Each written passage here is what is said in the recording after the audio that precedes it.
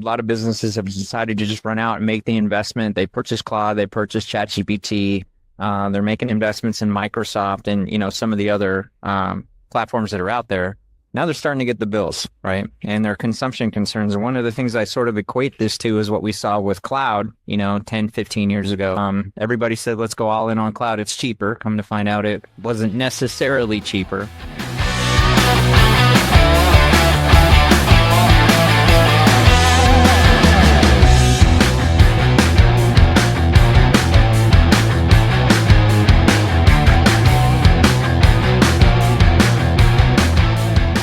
Company-wide meeting earlier this morning, and one of the topics that I kind of threw on the table is a lot of the AI cloud providers out there today. It's heavily consumed, right? A lot of businesses have decided to just run out and make the investment. They purchase Claude, they purchase ChatGPT. They're making investments in Microsoft and some of the other platforms that are out there.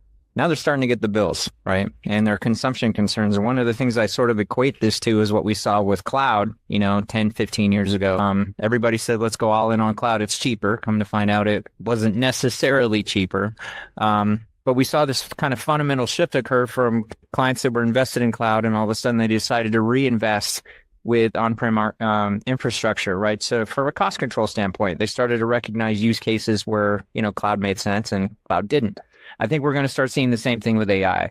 So maybe you both could sort of comment on your thoughts around that. And what are some recommendations that are top of mind for you that you would want to suggest to a client or a business on how they should evaluate this? That's a pretty big question. So there's a couple of things to it. One is there's an economic component as well as a performance component. So, when you think about what we're seeing in some instances where you have repatriation back to on-prem, whether it's a colo, somebody's, whatever, local closet. The beautiful thing about AI is one, the processing time that it takes to get your result, whether it's some type of cycle, some type of research. We're now in this period or age where data response is almost immediate, and it's important. We expect it.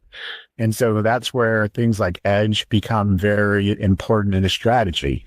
And with that, I believe there is a heightened awareness, especially with today's models around security and guardrails. So, I'm seeing a little bit of both in the markets that we serve, where we have folks that are heavy cloud dependent, and meaning they grew up in the cloud and they're going to stay in the cloud. But then I see a lot of legacy companies that are still thriving and doing business where they're, researching the economics, going, wait a minute, it'd just be cheaper for me to either rent or buy space and buy product and amortize over 3 years versus doing the rental side because of the high cost of what it takes to do whatever model, inference, any kind of use case I'm doing around Gen AI or just general workload. So my thought is it's going to be tailored based on the use case and where the data resides. That's going to justify its location and importance. And then you got to think about the guardrails and perimeter security that you need to apply to it. Jordan, you have any thoughts on that?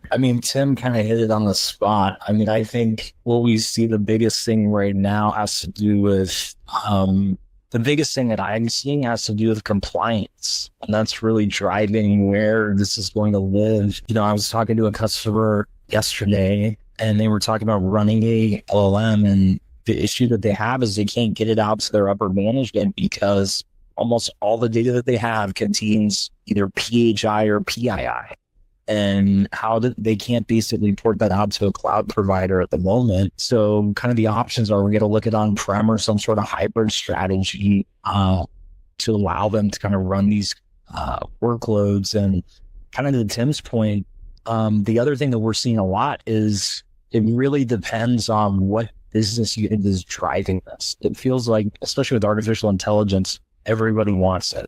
HR, finance, sales, all these different business units are kind of touching it.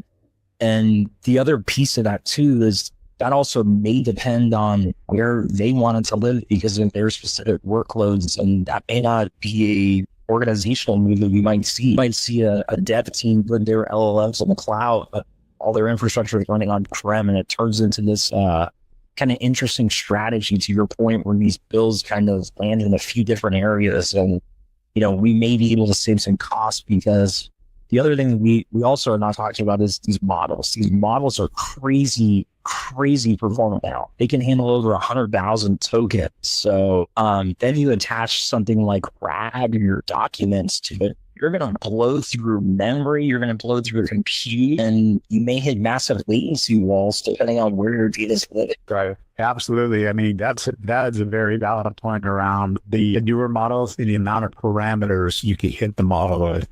And that's great for testing and scale. But if you don't have the infrastructure, and to Jordan's point, I think we have a bandwidth issue anyways, whether it's local or in the cloud, it's definitely gonna tax. Right? I mean, these models are definitely heavyweight. So Jordan, you touched a little bit on regulatory compliance, and that's rigid, right? That's the law. So that's sort of the baseline that businesses have to work with before they start looking at where the investment can go. What are some recommendations you or Tim can make on the value component of this? Because I'm assuming that that's really it. How do we determine where we're going to get the most value out of whether we put it on-prem or in the cloud? Yeah, see, that's a tough thing, and that has to do with the compliance within your org and kind of your stance on how you want to do it. Typically, what I'm seeing with a lot of customers is compliance is where, we're not going to mess around. We're not going to take any.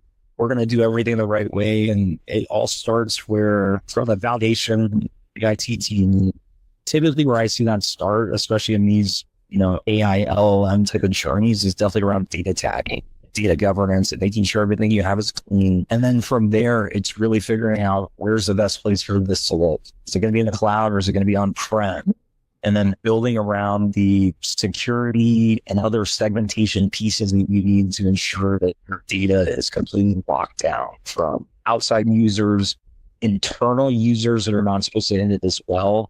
And that's where you're going to be able to drive the most value. I think the approach somewhat differently, Rick, and that let's go back to old school methodology thinking. Simulate that walk through like your network packet. Right. And when you're thinking about what the client's trying to accomplish, start with the network and then work your way in and then figure out what are the guardrails, what are the things that could be it could be impacted in my business where I need to plug the hole. So if you think about the power of the models today, we all seen the recent news where, OpenAI, for instance, ran a model in a contained environment. Well, that model was smart enough to say, look, I can't accomplish this task by staying contained and figure out a way to go off the internet. Right. And so when you think about what these models and how powerful they are, then it kind of makes you aware, hey, do we have the right firewalls, the appropriate viewpoints? Are we treating AI as an individual versus a process? Right. Because when you run these models, they really take on an identity. And so you have to think about that. So just go back to the basics of how that process or what you're trying to do to accomplish your business result. Go back to how do you manage that in legacy terms. And then think about the things you need to plug up as far as compliance, monitoring, making sure that your data doesn't get sent out to people that don't need to see it, and then you're not compromised, right? So, I would make it as simple as possible. Don't over-engineer, but think about that process. That's really good advice, just going back to the basics like that. So, Jordan, let's talk about right-sizing infrastructure a little bit. So let's say the decision is made to invest in some infrastructure for a certain use case. Where do customers overbuild or underbuild, right? Where can they go wrong with these types of evaluations, right? Because we're talking about expensive stuff here, right? Mm-hmm. And there's some t-shirt sizing out there for some of the infrastructure, and then there's some custom solutions that need to be built, depending on the manufacturer that you're going with or whatever the use case might be. What are some things to look out for? So I think the first thing that I see the biggest thing that I'm seeing at the moment is model choice and using a way too big of a model. Using a 305 billion parameter model when you could use a significantly smaller model, like an 8 billion or a 16 billion parameter model. And that's going to save you a lot because of the amount of GPU that you're going to need. So that's kind of the first one, as well as the accuracy of the model. Running on FP32 or FP16 accuracy may not be needed, and you can get away with a lower, quantized version. It'll give you the exact same outputs. One of the other things I see too is along the GPU lines, the sizing for the absolute peak capacity And typically they don't need to do that. Typically we're seeing customers size to about 25 to 35% of their max utilization, because the rest of that 70% is typically bursting up and down. The other thing that we see too is around application tolerance. So, I mean, what are we building towards? Are we supporting an internal application? And what is needed around that? I hear from a lot of customers that I need sub 100 millisecond leads. It's going to take a lot to get that there. We need like 100 or 200 gig network to do that. Is that really a business requirement, or can we get away with a little bit less? And then the other kind of two big things that I see is around the workload, and that's mixing workloads between training and inference on the same cluster. And then what that kind of messes with is the way we scale. Typically with these environments, you continue to add GPU and more compute to it as you grow. And when you mix workloads within the same cluster, we run into issues where we don't have enough bandwidth within the interconnects to support the model. And that's where we get into some of those things where we might see things like the pipeline slow down. And, this is a good point to kind of bring this one up, is around like SSD and RAM. If you're running into some of the bottlenecks, especially around the supply chain now, if you can't get those, that's going to unfortunately like slow down your pipeline and your ability to kind of progress within the model and kind of slow that scale out. So kind of as we're building these systems, we really need to understand what's the initial use case, how many people are going to hit it, and what could this thing potentially grow into, because we need to take all of those variables into consideration. Tim, you want to add anything to that? I think he did it. He's absolutely correct. I mean, he goes back to think about your capacity planning days, right? The one thing I think Jordan pointed out is CPU is not a one size fits all, right? There's different models, different things. You could either oversubscribe or you can undersubscribe. And so it's just, again, it goes back to understanding what you're trying to accomplish, making sure you're mapping to the appropriate model. So you're not grabbing just this, models are not all size fits all either, right? It's not one size fits all. So it just depends on what you're trying to accomplish. So he made great points. It's going back to understanding your capacity. And that's not just on the compute GPU side, but what about the bandwidth side? What about the horizontal scale side? You got to think about all that. Yeah, and this kind of segues into kind of a component of the infrastructure, and this is something that you were hoping to get thrown on the table for a topic today, Tim, and that is NAND and DRAM shortages. And Tim, you're networked, right, pretty well with all the major manufacturers. What are they saying about this, and what is your assessment? So the readout from I would say the four main manufacturers that I'm connected with is this is going to last us into the beginning of fiscal 2028. And so what has happened is a lot of consumption by the hyperscalers as far as available capacity, and the fact that it takes time to ramp up additional inventory. On top of that, technology is evolving, right? We're seeing new tech that's being introduced. If you think about what it takes to manufacture, I would say a DRAM or any kind of like a chipset, Intel has yet to really produce out of their 5 fabs, because it takes 5 years to restart those things, and they got brand new labs that come online. It just takes a lot of time. So, I don't think anyone anticipated the influx of business that the hyperscalers will bring, but because AI has evolved in the last 6 months, like it's evolving every 3 months, and the need for infrastructure components is at an all-time high. So, it caught us by surprise. I think it caught the industry by surprise. And now, we're playing catch up. So, it's going to stay with us throughout the year. It's going to add more cost pressure. So again, it's about demand management.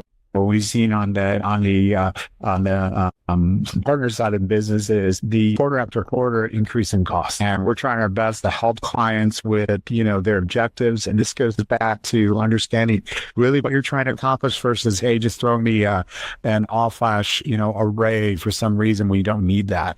So it's helping us become more consultative and getting the client what they need for the value that they can afford. Got you there. And with the supply chain risks, obviously, customers out there are starting to look at cloud solutions that can give them the access they need to this GPU space. The hyperscalers have been all over this, right, this year. But there's an emerging technology called Neocloud. And, come to find out, there are some fundamental differences between what the hyperscalers are offering as far as GPU access is concerned and these Neocloud providers, CoreWeave and Nebius probably being the top two that are in this emerging technology space. First off, what's the difference, if you guys can explain that, right, between what the hyperscalers are offering and what we're seeing in the Neocloud space? And when does it make sense to make this type of a consideration as opposed to what we just talked about, which was an infrastructure investment? So the Neoclouds are basically going to be, they work very similar to the hyperscalers. And what you're basically going to do with them is they have large scale GPU clusters and stores you're basically going to do a rental contract on, very similar to an AWS or Azure type hyperscaler contracts. Typically, these contracts are a lot smaller than you would see. Typically on the AWS or Azure side, this is all month to month. Typically with these Neoclouds, you're seeing maybe a 1 to 4 month rental time. But what we see our customers go to the Neoclouds for is typically when they need a lot of GPUs to do things like fine tuning, training. If they're looking to do, train on a specific model to get an output, if they want like a finance type of, the training. The other thing that we see them go towards the Neoclouds for is just speed. I mean, they've got GPUs today. Don't have to wait for, 3 to 6 months for an OEM to get that hardware on site. The difference you will see within some of the Neoclouds and some of the hyperscalers, there is a little bit of pricing difference on that per hour cost for your GPUs. Neoclouds do come in a tiny bit cheaper. But the one thing that you will kind of miss compared to that is the hyperscalers do offer, a lot more availability zones. So if you do need to look at things like load balancing and application on the front end, typically a hyperscaler would be best fit for that. The other thing that I see the hyperscalers beat out the Neoclouds around is typically around latency. So to Tim's point, if you've got one of those edge workloads where, you're doing something like a healthcare or a finance type of workload where we cannot have any latency tolerance, it's typically going to be run on one of the hyperscalers because they have a little bit of a better latency tolerance. Yeah, and to add, the term Neocloud's been around for a while. Cryptocurrency lives on Neocloud, right? If you think about what crypto does. So, you have providers like Crusoe and Lambda that has been in that space for a while. So CoreWeave is one of the most popular, and so is Nebius. But, it might be called Neoclouds. But what Jordan said is absolutely right. It's basically for rent to run your model, right? And for model training infrastructure. And it's very, specific. So we're talking about short term, right? So there's a big difference between when you get the hyperscalers where you're locked in contract. This is just a short term run. Got you there. So I think we'll move on to closing comments. If there's anything, if you guys want to take maybe a minute or two each, on to talk about anything that you want to close out with. You can summarize all of this if you want to. I'll edit it, right? So if you summarize this if you want to, or whatever you want to do. So, AI is going to evolve. It's here. The best way to, in my mind, and what we're talking about clients is how to embrace it, right? How to embrace it from an operations standpoint, how to embrace it from a business standpoint, and then obviously how to secure and ensure that you have guardrails and compliance within your operating model. There's a lot of things in the market that is AI powered, AI ready. So based on what your need is and what your business, you have a lot of options to choose. The best thing to do is just take a deep breath and view your approach, right? And socialize your strategy, what you're trying to accomplish, communicate with, if you're an application or a business owner and you own a line of business, talk to the infrastructure folks and ask them for their opinions on how they believe we can accomplish this, whatever you're trying to do. The one thing is, and we're seeing this, again, we saw this with the evolution of IT, shadow IT. Well, there's shadow reality, right? You get a lot of folks that, especially large companies where where you have multiple subscriptions out there for Perplexity, Anthropic, OpenAI, Grok, and everyone's excited, but everyone now has their favorites, right? And so you're getting these expense reports with all these subscriptions, and how do you maintain that? So, you got to think about it. So there's a lot of great platforms out there. We represent a platform called Claro that'll help you with that. But again, it's all controlling the narrative. That's why I like the approach of what we've done here at MicroAge, where we said, look, Copilot is our de facto standard. Copilot obviously is a front end to a bunch of models. There's rumors Microsoft's going to come out with their own LLM eventually. But, if you want to use Anthropic, we can still go through Copilot. We can still provide the experience. And we want to essentially embrace the fact that Gen AI is going to make our lives better. Right. We just have done a great job of making sure we have the security guardrails in place. So my advice or my closing comments is enjoy this wave. It's going to be a learning curve for all of us. It's going to provide some great capabilities, but it's not perfect.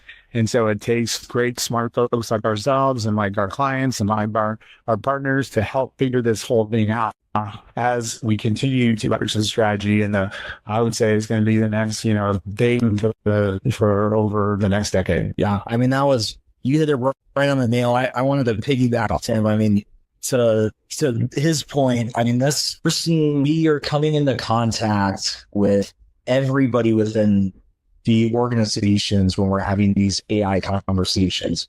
Everybody is coming to the table and it's kind of turning into a group project, and really having everybody on board and understanding what we're building into, and kind of seeing the growth and understanding that these tools are going to help them accelerate their days that they're running, business operations and other pieces that they're running in their business. And working with them and kind of building these goals as they come out is very cool to see, what we can kind of turn data into actual insights and some of these very cool projects that we're working on.